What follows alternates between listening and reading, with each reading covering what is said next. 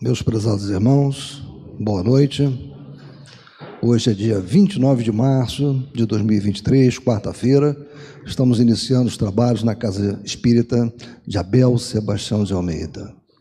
Como sempre o fazemos, rogamos a Deus, nosso Pai de infinito amor e misericórdia, a Jesus, nosso querido e amoroso Mestre, amigo incondicional de nossas almas, a Maria de Nazaré, nossa Mãe Santíssima, que nos envolvam no manto de paz e de amor, que nossos trabalhos possam ser exercidos na mais absoluta harmonia, que a nossa psicosfera seja aquela necessária para alcançarmos os nossos objetivos da noite de hoje. Eu vou pedir à nossa irmã Marise que faça uma gentileza para nós de ler uma página do Evangelho segundo o Espiritismo. Não será aberta por acaso, nós sabemos disso. Boa noite. Carregar sua cruz. Quem quiser salvar a vida, perdê-la-á. Benditosos sereis quando os homens vos odiarem e separarem, quando vos tratarem injuriosamente, quando repelirem como mal o vosso nome, por causa do Filho do Homem. Rejubilai nesse dia e ficai em transportes de alegria, porque grande recompensa vos está reservada no céu, visto que era assim que os pais deles tratavam os profetas. Isso está em Lucas, no capítulo 6, versículo 22 e 23. E agora também tenho outros versículos. Quando, chamando para perto de si o povo e os discípulos, disse-lhes: se alguém quiser vir nas minhas pegadas, renuncie a si mesmo, tome a sua cruz e siga-me. Porquanto aquele que se quiser salvar a si mesmo, perder-se-á. E aquele que se perder por amor de mim e do Evangelho se salvará. Com efeito, de que serviria um homem ganhar o mundo todo e perder-se a si mesmo? Está em Marcos, no capítulo 8, versículos 34 a 36, está em Lucas, no capítulo 9, versículo 23 a 24, está em Mateus, no capítulo 10, 38 a 39, e também no livro de João, capítulo 12, versículo 25 e 26, dada a importância, né? Rejubilai-vos, disse Jesus, quando os homens vos odiarem e perseguirem por minha causa, visto que sereis recompensados no céu. Podem traduzir-se assim essas verdades. Considerai-vos ditosos quando haja homens que, pela sua má vontade para convosco, vos deem ocasião de provar a sinceridade da vossa fé. Porquanto o mal que vos façam redundará em proveito vosso. Lamentai-lhes a cegueira, porém não os maldigais. Depois acrescenta: tome a sua cruz aquele que me quiser seguir.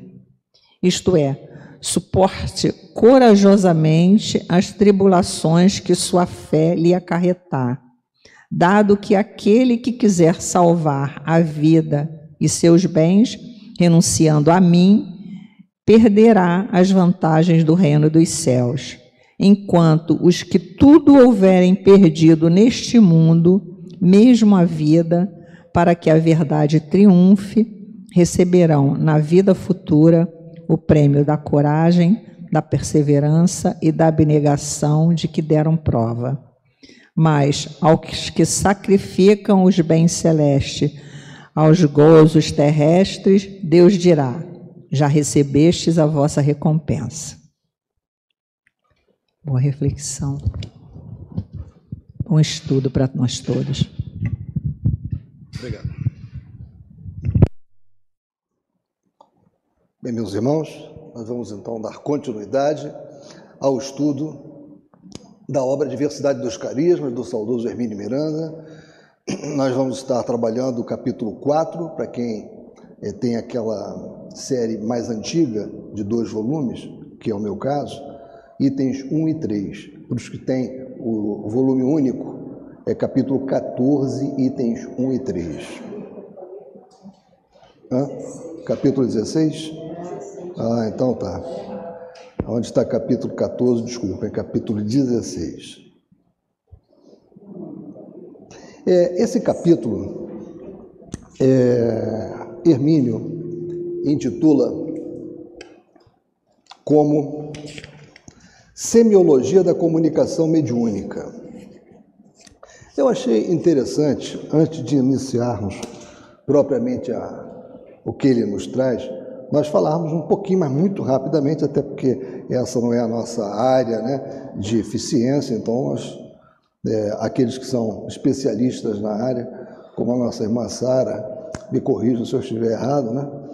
Esse termo usado por Hermínio, semiologia ou semiótica, que depois houve uma dificuldade de ver qual dos dois iria prevalecer, mas desde 1969 prevalece o termo semiótica, né, como sendo assim, usado, né, para tratar dos signos.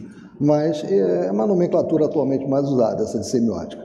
Segundo esse Ferdinand Saussure, é a ciência geral dos signos, que estuda todos os fenômenos culturais como se fossem sistemas de signos, isto é, sistemas de significação. Nós vamos ver mais adiante que essa parte aqui preparatória, ela é interessante para entendermos aonde Hermínio quer chegar, quando ele fala sobre qual é a linguagem dos espíritos. E ele não usou esse título à toa, semiologia, em oposição à linguística, que se restringe ao estudo dos signos linguísticos, ou seja, da linguagem. A semiologia tem por objeto qualquer sistema de signos, imagens, gestos, vestuários, ritos, etc. Qualquer signo. E nós vamos ver que isso se conecta com a linguagem própria dos espíritos. Também é chamada a ciência dos signos e dos processos significativos, semiose, na natureza e na cultura, é a ciência de todas as linguagens. O século XX viu nascer e está testemunhando o crescimento de duas ciências da linguagem. Uma delas é a linguística, ciência da linguagem verbal. A outra, a semiótica, ciência de toda e qualquer linguagem. Mas Saussure, quando criou como semiologia. Eu trouxe essa ideia só para nós começarmos a aquecer essa questão, né? Essa visão dicotômica do signo, segundo a semiologia. É a questão do significado e do significante. O significado é o objeto em si. Agora, o significante é como eu falo sobre esse objeto, como eu traduzo esse objeto para alguém, né? Então, eu estou vendo uma cadeira, estou vendo uma mesa, e eu vou escrever sobre o que eu estou vendo. Aí eu uso signos para isso. M, o E, o S, o A. E isso está envolvido no processo de comunicação. Não é? Você tem um objeto, esse objeto ele é representado por um signo, e esse signo ele é interpretado por alguém também. Então, se eu não tiver condições de transformar esse objeto que eu estou vendo num signo correto, de uma forma correta, eu vou ter muita dificuldade de passar ou de ter uma comunicação efetiva com aquele que vai ter que interpretar a minha mensagem, o destinatário da minha mensagem.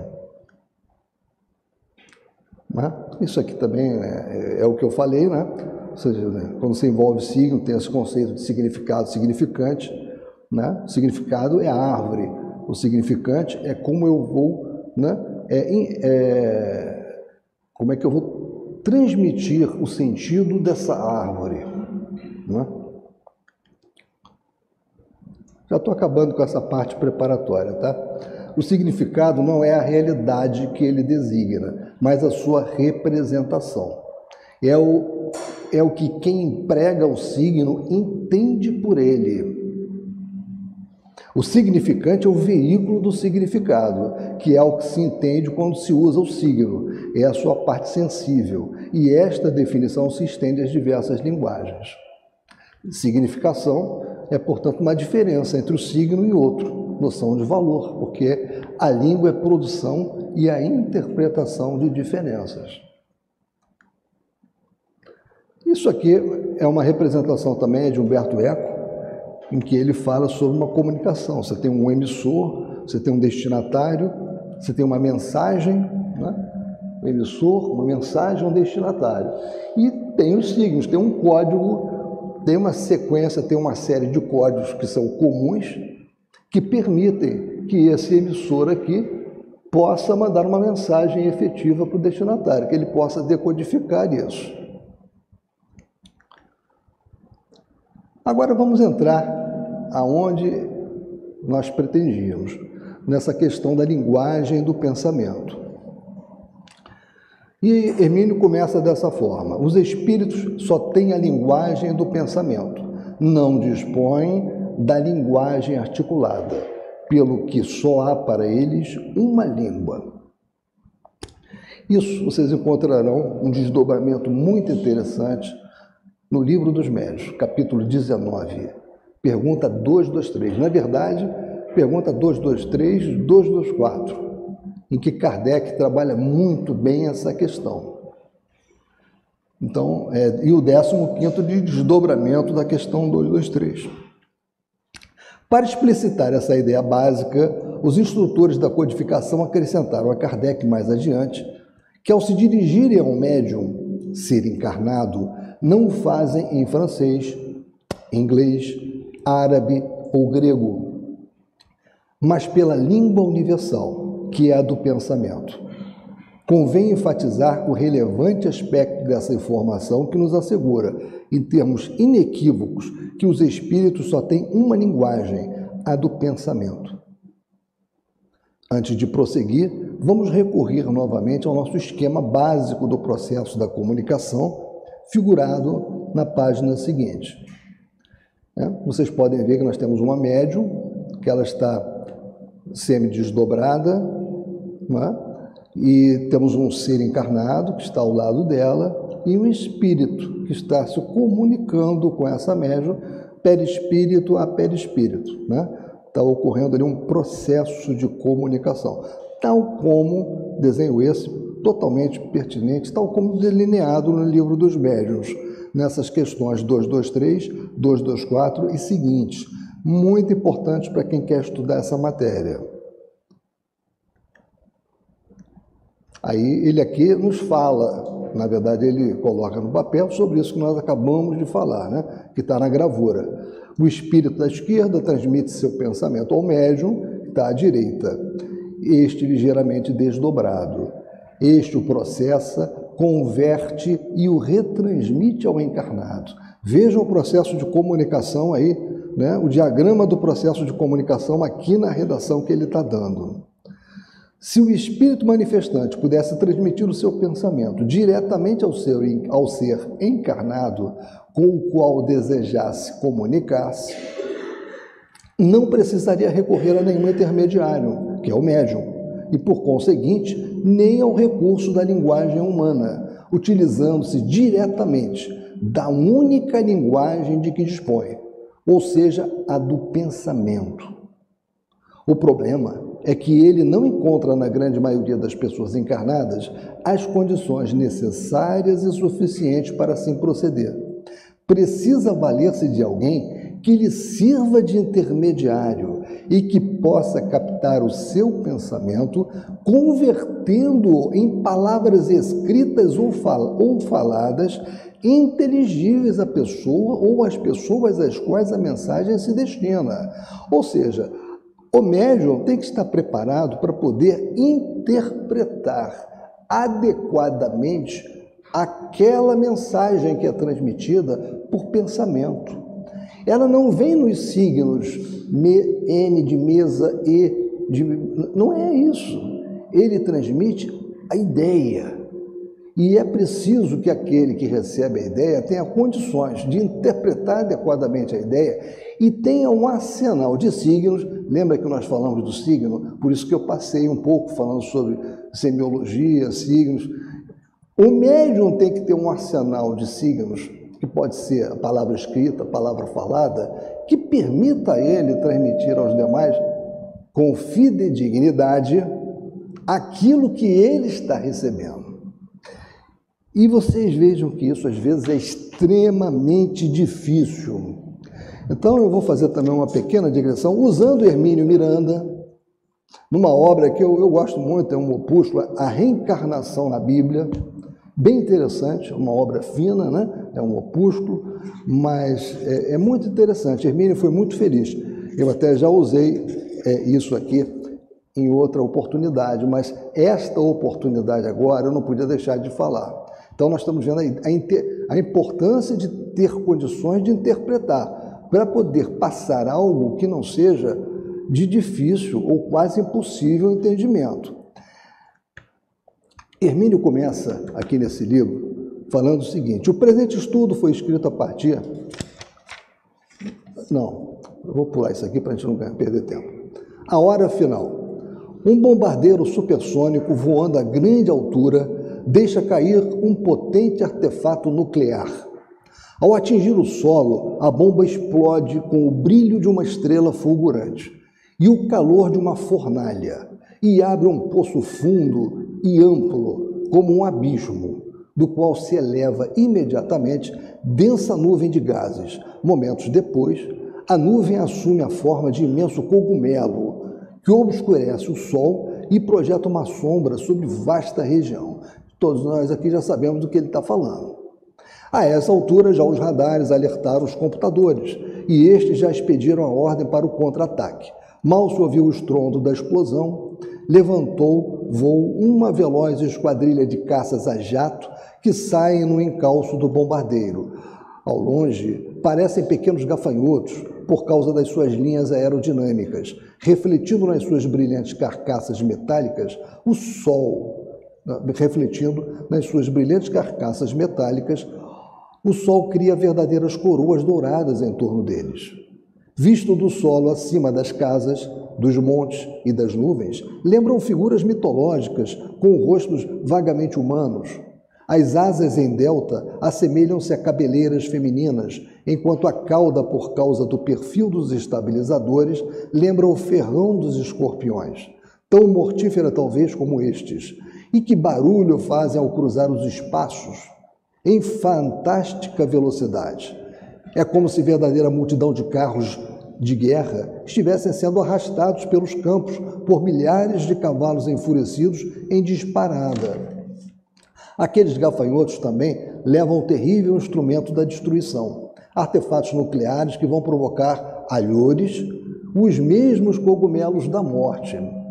A sinistra nuvem tem no seu bojo uma quantidade inconcebível de partículas letais, que começam lentamente a derivar ao sabor dos ventos. Durante meses elas estarão espalhando por toda parte as suas radiações, contaminando tudo: o ar, as águas, os seres vivos, vegetação, animais, homens, mulheres, velhos e crianças, nascidas e por nascer.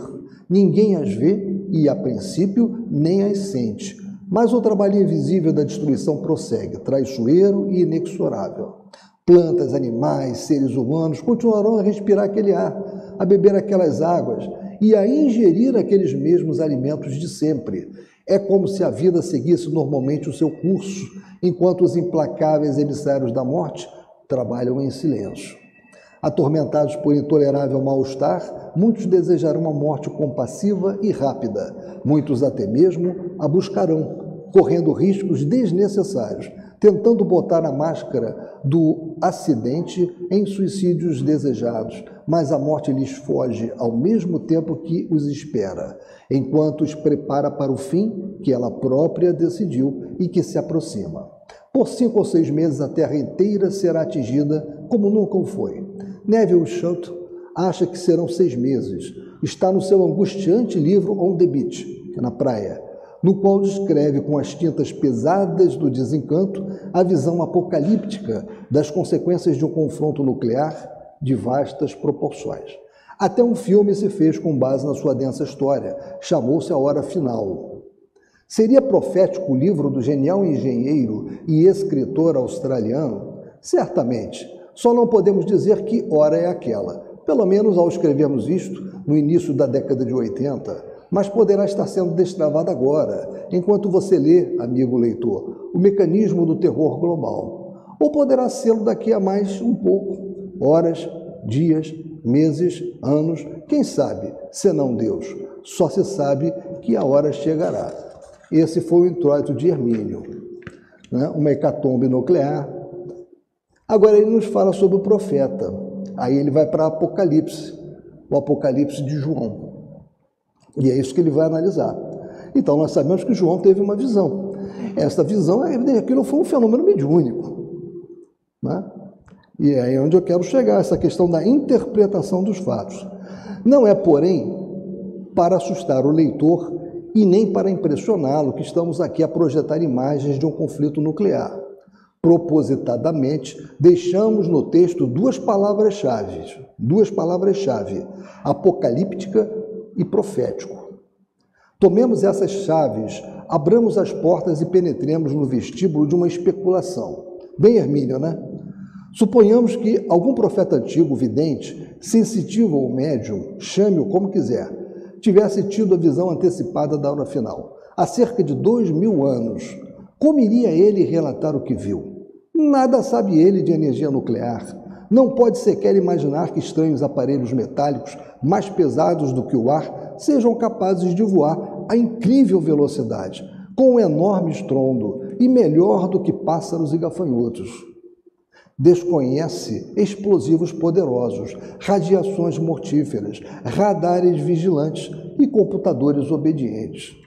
E, no entanto, o profeta precisa contar tudo o que viu, pois assim lhe ordenaram.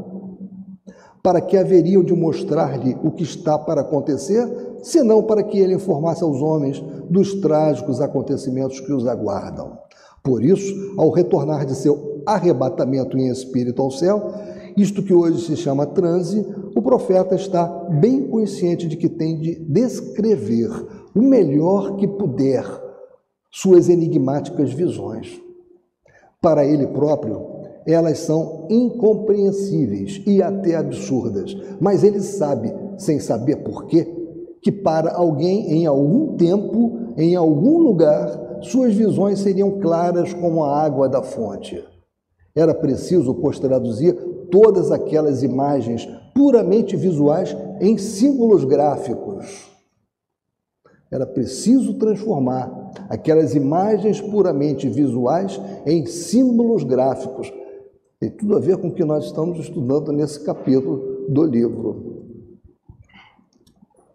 Não há palavras apropriadas para descrevê-las, não há signos, ele não conhecia signos capazes de descrever aquilo que tinha chegado para ele. E, mais sério ainda, o profeta nem mesmo sabe o que se passou ante seus aturdidos olhos. Sabe apenas que um dia aquilo seria uma trágica e implacável realidade. Então ele sentou-se pensativo, desenrolou o pergaminho diante de si, tomou o estilete, mergulhou no tinteiro de pedra e começou assim: Eu, João, vosso irmão e companheiro nas tribulações, na realeza e na paciência por Jesus, estava na ilha de Pátimos, por causa da palavra de Deus e do testemunho de Jesus. Num domingo, fui arrebatado em espírito e ouvi por trás de mim voz forte como trombeta que dizia: o que vês, escreve-o num livro e manda-o a 7 igrejas. Por que remeter o mesmo relato a 7 igrejas diferentes? Era para que se multiplicassem por 7 as chances de sobrevivência do texto, que precisava vencer a inexorável passagem dos séculos. Bastava que 2 deles apenas fossem preservados e um poderia servir para conferir o outro. Em último caso, bastaria um só. O importante era que a mensagem resistisse ao tempo para que na época certa produzisse o resultado para o qual estava sendo elaborada. Assim nasceu o Apocalipse ou Revelação, com as misteriosas visões de João, o discípulo amado, o apóstolo, o vidente de Patmos, o profeta do Apocalipse. Abrimos esse estudo com a exata tradução em linguagem moderna do mesmíssimo texto escrito por João em Patmos, ao findar-se o primeiro século da era cristã. Vamos reler para confrontar o relato de João, tal como se encontra no capítulo 9, versículos 1 a 12. Tocou o quinto anjo a sua trombeta. Vi então uma estrela que caíra do céu sobre a terra. Deu-se a ela a chave do poço do abismo. Abriu-se o poço do abismo e subiu do poço uma fumarada, como a de um forno grande, e o sol e o ar se escureceram com a fumarada do poço. Da fumarada saíram gafanhotos sobre a terra, e lhes foi dado o poder que têm os escorpiões da terra. E lhes foi dito que não causassem dano à erva da terra, nem a nada verde, nem a nenhuma árvore, mas somente aos homens, que não trouxessem na fronte o sinal de Deus. Foi-lhes dado não o poder para matá-los, mas para atormentá-los durante 5 meses. João não viu essa imediata destruição da vida e por isso entendeu que, a despeito da terrível explosão, aquilo não passaria de um horrendo tormento. O tormento era semelhante ao da picada do escorpião em alguém. E naqueles dias os homens buscarão a morte e não a encontrarão. Desejarão a morte e a morte fugirá deles. Admirável precisão de linguagem para figurar um bando apavorado de condenados, agitando-se incessantemente aqui e acolá. A aparência desses gafanhotos era semelhante ao de cavalos aparelhados para a guerra. Sobre suas cabeças traziam coroas que pareciam de ouro. Seus rostos eram como rostos humanos. Tinham cabelos de mulheres e seus dentes eram como os do leão. Tinham couraças como couraças de ferro. E o ruído de suas asas era como o estrondo de carros de muitos cavalos.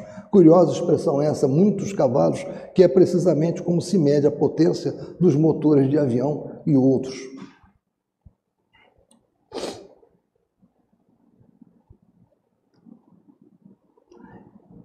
Tinham caudas parecidas com as dos escorpiões, com aguilhões em suas caudas e o poder de causar danos aos homens durante 5 meses. Tem sobre si como rei ao anjo do abismo, chamado em hebraico Abaddon e em grego Apolion. O primeiro, já passou. Veja que atrás vem contudo outros 2, ou seja, a rapidez do escorpião que ele via, escorpião, que era o que ele conseguia traduzir, era tão rápido que ele, quando começou a descrever, ele falou, já passou, vem 2 aqui. Um avião hipersônico, não é? Que é mais ou menos isso. Esse é o efeito de um hipersônico passando. Não é? Então, o que aconteceu? É importante isso porque é a questão do signo, é a questão da mensagem. Aqui ele fala da mensagem que João recebeu. Como é que João recebeu essa mensagem? Foi projetado para ele. Só que ele não conseguia entender aquilo que estava projetando para ele. Ele não tinha signo na mão. É claro que é uma coisa, o tempo que ele estava e o que foi passado para ele era muito difícil.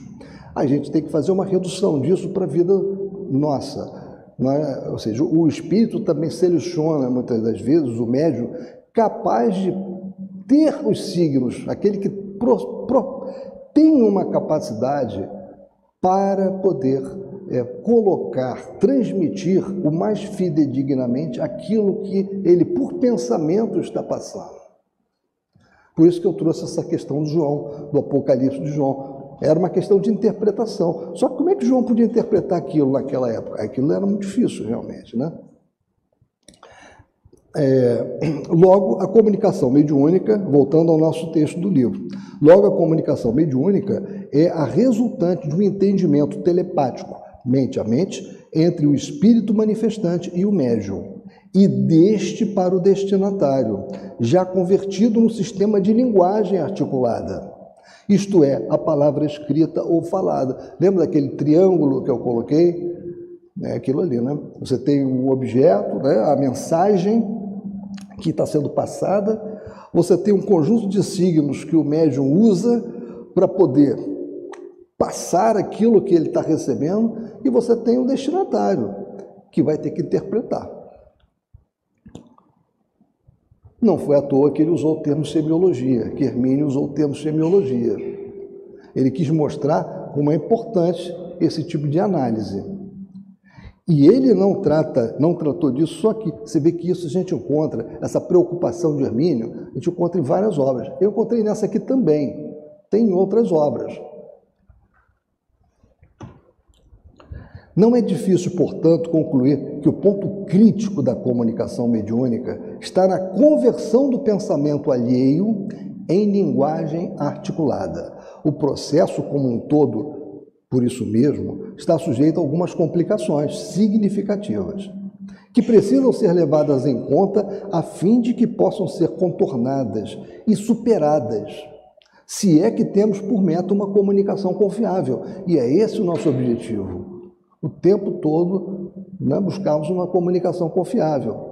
É um alerta para aquele fato que a gente já conhece. O médium tem que estar constantemente se aprimorando, fazendo um esforço pessoal para a cada dia estar melhor. Não apenas moralmente, mas também intelectualmente, né? Procurando munir-se de conhecimentos, né, que possam torná-lo cada vez um intermediário mais bem preparado, para poder pegar aquela mensagem que lhe é enviada e traduzir da melhor forma possível, mais adequadamente possível, em face da intenção que o espírito teve quando encaminhou aquele pensamento. E não distorcê-lo, muitas vezes até por ignorância do assunto.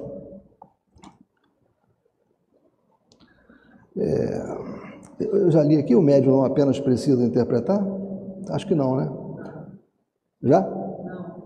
O médium não apenas precisa interpretar corretamente o pensamento do espírito comunicante, como convertê-lo em palavras suas, adequadas e fiéis aos conceitos que recebe, passados e não falados nesta ou naquela língua. Se já existe dificuldade em traduzir uma língua ouvida em outra falada, maior será a de falar ou escrever sobre conceitos que não ouvimos nem lemos, mas recebidos por meio da linguagem inarticulada do pensamento. Porque lembremos, quando ocorre a comunicação, ela não ocorre em inglês, francês, esperanto, não é isso. O pensamento, o espírito encaminha o pensamento dele sobre o tema. Duas condições vitais são, portanto, exigidas do bom médium: sua capacidade de interpretação e a sua capacidade de conversão do pensamento em palavras, especialmente nos fenômenos de psicovidência.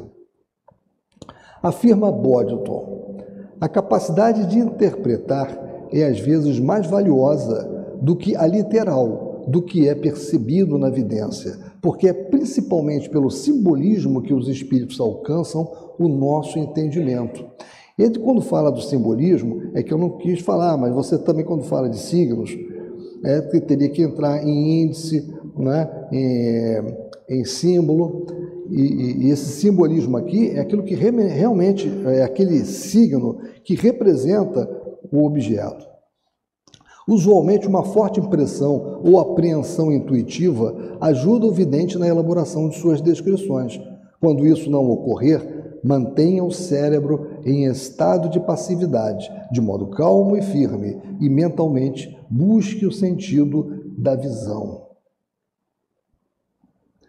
A sugestão é reconhecidamente difícil de ser posta em prática, diz Hermínio, dado que a mente tem de estar ao mesmo tempo apassivada e ativa na busca do sentido da visão. Recorrendo ao nosso esquema, podemos observar que tais visões são de natureza diencefálica, ou seja, o espírito comunicante excita, pela força do seu pensamento, o núcleo cerebral que controla a visão, e não o sistema ocular propriamente dito. Já foi bastante falado isso em outras oportunidades, né? Podemos corroborar essa hipótese com um exemplo citado por Boddington, o da médium inglesa Rowan Vincent, que deixava seus amigos perplexos ao declarar que, a despeito de descrever os espíritos, ela não os via, ou seja, não os contemplava como seres objetivos diante de seus olhos físicos, mas os tinha tão nítidos na mente que era capaz de descrevê-los com minúcias que positivamente os identificavam. Essa questão do caso aqui, o caso do Sr. Drake, ela é muito interessante, esse caso que nós vamos entrar agora. Ele se amolda muito a essa questão que nós vimos aqui, nesta obra, A Reencarnação na Bíblia, que eu li para vocês logo no início, na questão de João, a dificuldade que João teve ao receber aquelas comunicações, né, sobre o Apocalipse, né, que foram por pensamento, e as dificuldades que ele teve para poder interpretar e poder traduzir aquilo ali para as pessoas da época dele, encaminhar para as pessoas de uma forma muito mais simplificada, né? Muito mesmo. Tem esse caso do Sr. Drake, que vocês vão até rir um pouco. A propósito da dificuldade de interpretação, Boddington tem a relatar um episódio ilustrativo e até um tanto divertido. Em visita a vários médiuns confiáveis, certo cavalheiro obteve comunicações convincentes de seu falecido pai. Irritava-se, porém, com os verdadeiros palpites que os médiuns lhe davam acerca da profissão ou dos gostos pessoais de seu pai. Insistiu em dizer que o pai fora um fazendeiro, ou criara patos, ou adorava patos. Isso durou algum tempo. Certa vez um vidente lhe perguntou se seu pai costumava vender patos. Certamente que não, respondeu nosso amigo, já um tanto irritado. Por que então ele insiste em me mostrar o pato? Olha só o processo mediúnico, né? Ou seja, a comunicação por pensamento do espírito era mostrando um pato. Ele queria se mostrar, queria dizer quem ele era, mas ele apresentava um pato.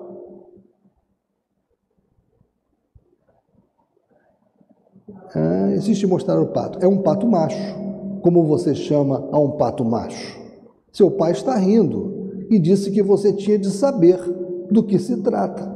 Foi então que se esclareceu o mistério de tanto pato nas vidências. Os palmípedes machos chamam-se em inglês Drake, e o espírito somente queria dizer que o nome dele era esse, ou seja, que ele era o velho Sr. Drake. O incidente nos suscita interessantes especulações. Observamos que o médium percebe o espírito a rir e a dizer que o filho encarnado ali presente devia saber muito bem o que aquilo significava. Por que razão, então, não dizia logo o seu nome? Assim, diga-lhe que sou o Sr. Drake, seu pai. É simples a explicação. O fenômeno era de psicovidência. O espírito não estava falando ou escrevendo pelo médium, e sim mostrando-se a ele pela vidência diencefálica. Ora, se a única linguagem do desencarnado é o pensamento, ele só poderia transmitir a palavra Drake mostrando um animal com esse nome, ou seja, projetando com a força do seu pensamento uma ave conhecida pelo nome que ele queria transmitir, mas não tinha como dizer ou escrever, pelo menos com aquele médium, porque eles estavam ali, era uma psicovidência, não era uma psicografia. Lembram-se de que os espíritos usam a faculdade mais flexível que o médium lhes oferece? Que era o caso, a faculdade mais flexível que aquele espírito tinha com aquele médium era da psicovidência. Então ele tinha que mostrar, pela psicovidência, uma imagem que pudesse traduzir o nome dele. Ele tentava com aquele pato, com o Drake.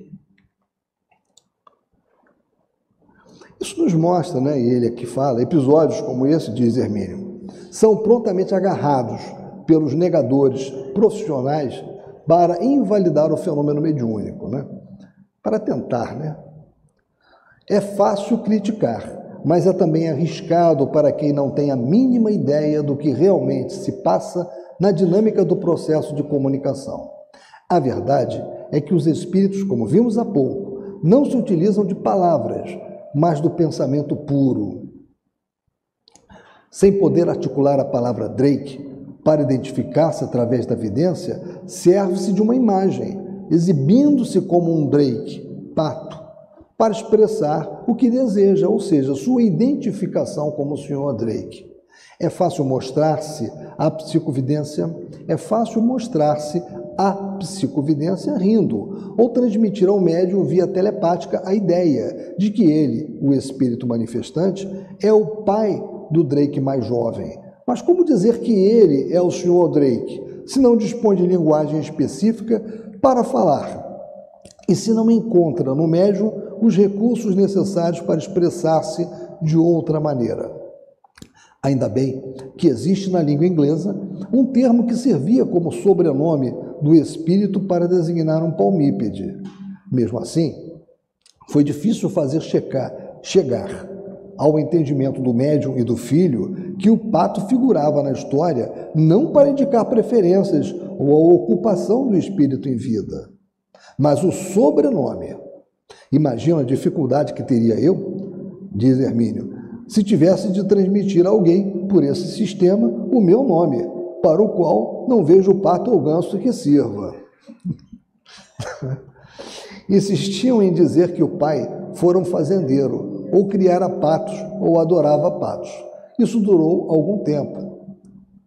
Eu acho que eu já fiz isso, não já, gente? Eu já passei por essa. Tá. Eu tinha apertado errado aqui. Então, vocês vejam, essa questão do Drake, né? O caso do Sr. Drake, ela tem em termos conceituais, ela tem uma similitude muito grande com aquilo que nós estudamos há pouco sobre a mensagem recebida por João e que gerou o Apocalipse, o livro Apocalipse. Ou seja, ele recebeu uma mensagem difícil de interpretar. Claro que esse caso aqui é um caso comezinho, né? Uma questão, né, muito pequena. O que se passou com João é algo muito mais sério, né? Mas isso é o dia a dia, né?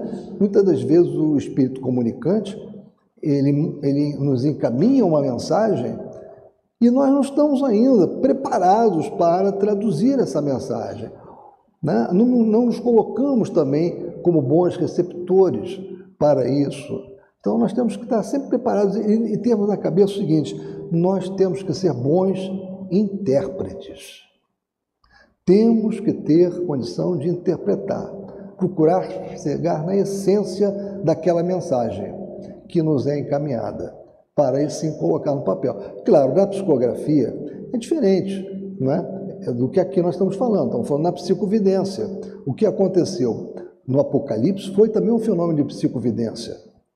Não é? Foi projetado, todas as cenas foram projetadas para João.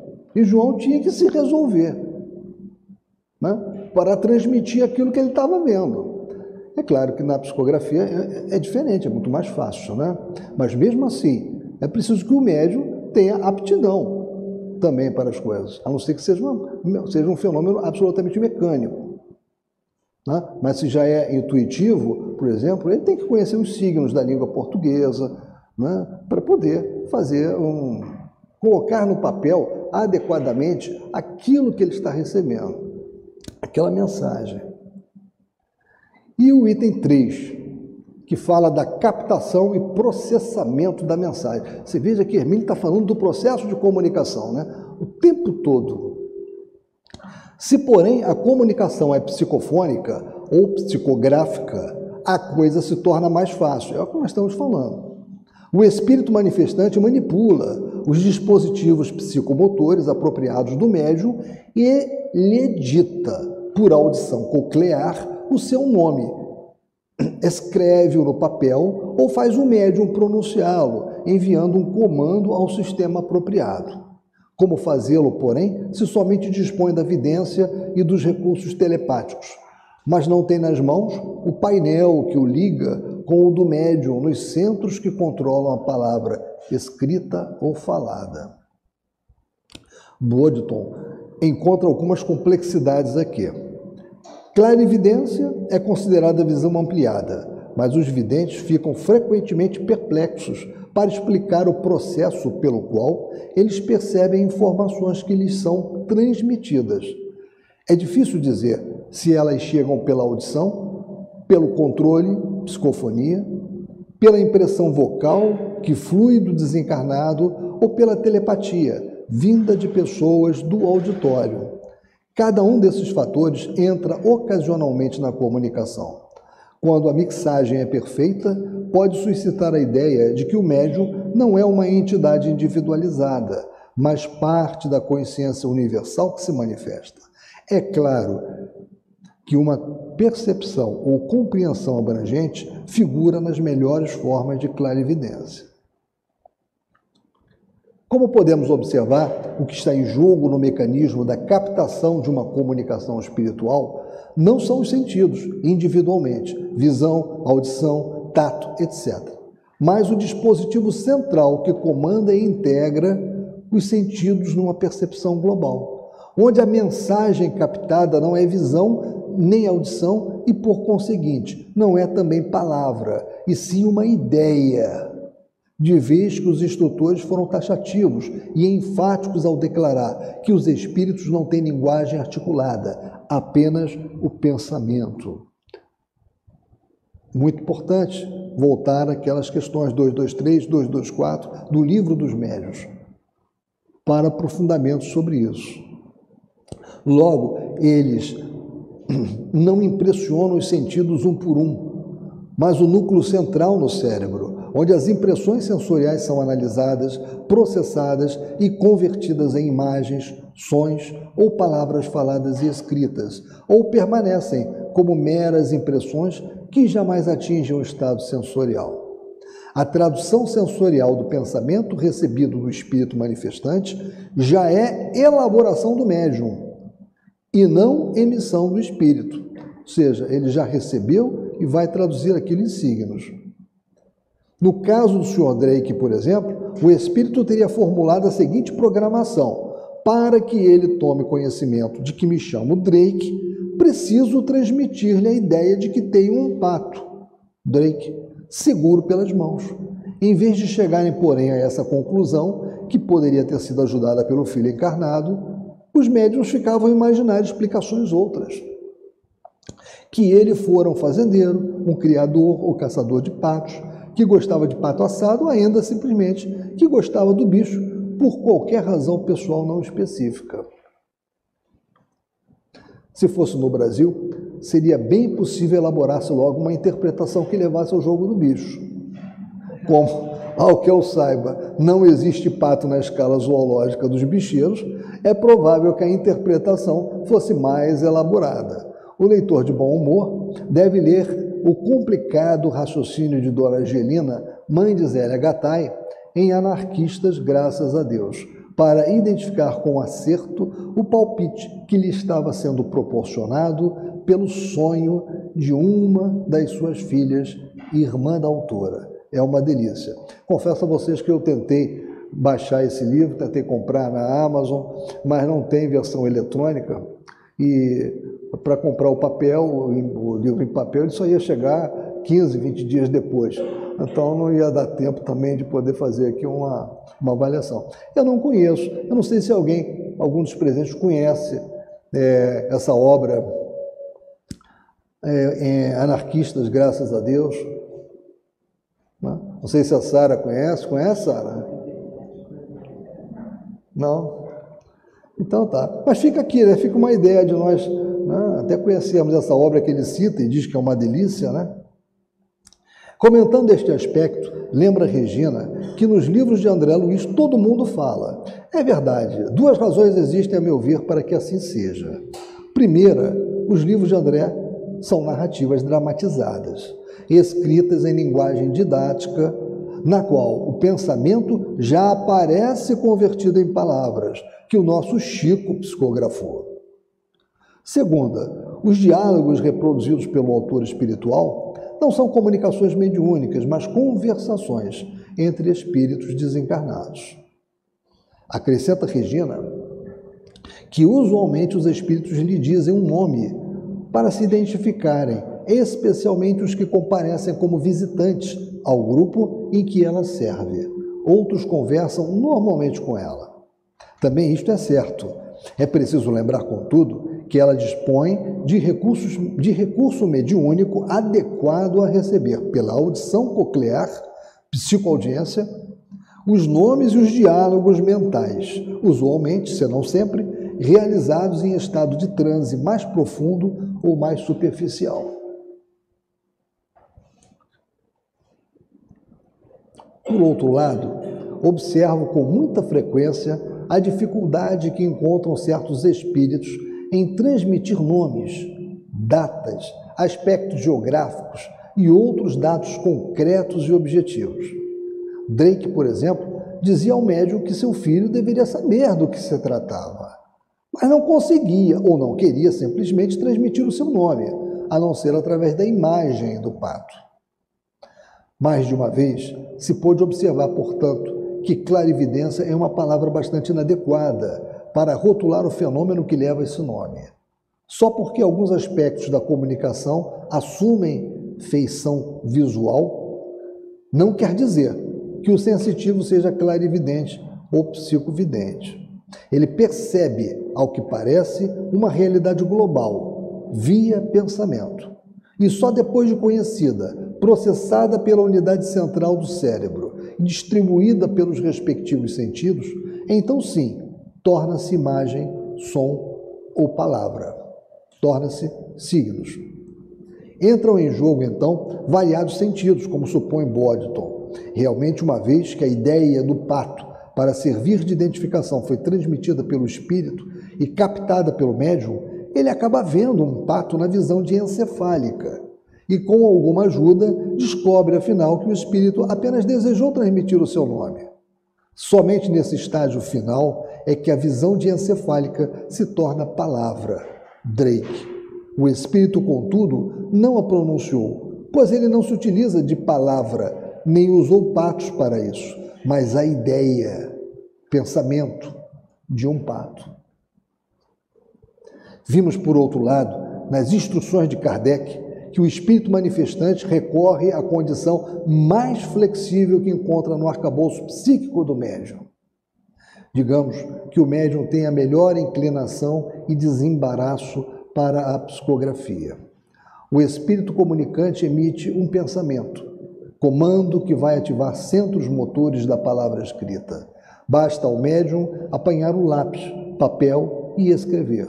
Não o que está pensando por sua própria conta, pois ele pode até distrair-se com outra coisa, como acontece a muitos psicógrafos. Mas o que outra mente ligada no momento à sua está pensando. Ele apenas assiste, portanto, à sua mão que escreve. O pensamento do espírito comunicante está atuando sobre centros nervosos incumbidos de movimentar a mão do médium. A sua visão, no caso da psicovidência, ou o seu aparelho fonador, no caso da psicofonia. Na fase em que a comunicação flui entre o espírito e o médium, o problema da palavra, ou da visão, ou do som ainda não surgiu. Ele só ocorre e é resolvido na etapa seguinte, entre o médium e os destinatários da mensagem ou comunicação. Esse é o processo, né? Bem, meus irmãos, agora nós estamos o nosso horário chegou, não falta muita coisa, mas nós vamos dar continuidade na quarta-feira que vem e provavelmente faremos isso, né, de uma forma combinada com o nosso irmão Mauro, porque o que nós temos aqui para tratar não é muito, como disse, e aí o Mauro vai também dar início ao trabalho dele de estudo, né?